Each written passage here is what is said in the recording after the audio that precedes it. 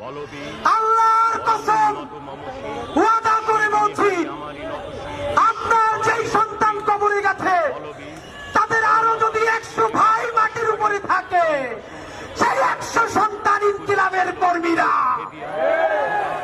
ইনকিলাব মঞ্চের অন্তত একটা কর্মীও বেঁচে থাকতে কোন হত্যাকারী আওয়ামী লীগের পুনর্বাসন চলবে না। বন্ধুরা আমার,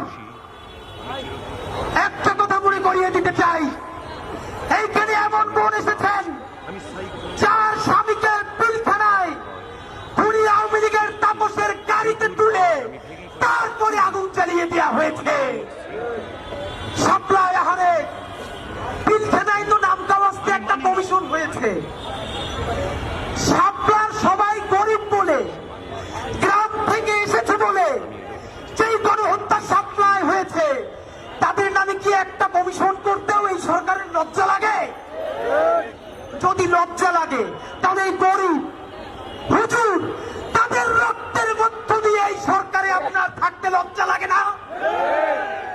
বন্ধুরা আমার, বিএনপিকে বলতে চাই, আপনাদের হাতে ধরি, পায়ে ধরি, শহীদ জিয়ার বিএনপিকে দিল্লির দাস হতে দিব না।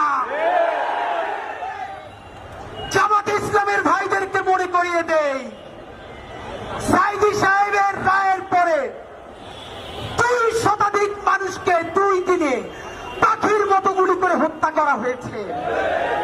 শুধু হত্যা করা হয় নাই, পাখির মতো স্তূপ করে নারী পুরুষের লাশগুলো রাস্তার পাশে রাখা হয়েছে। সেই গণহত্যাকারী আওয়ামী লীগ, তাদেরকে যারা দেখেছে তারা হলো সেই দিল্লি, ভারত, জামাতে ইসলামী। স্পষ্ট মনে রাখেন, সাইদি নিজামীদের জামাতকে ভারতের দাবিদার হতে দিব না।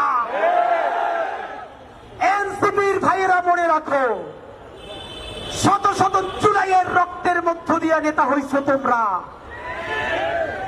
যদি এই জুলাইকে বেঁচে দিয়া দিল্লির দাসত্ব করে ক্ষমতায় আসতে চাও, হাসিনার চেয়েও ভয়ানক পরিণতি হবে।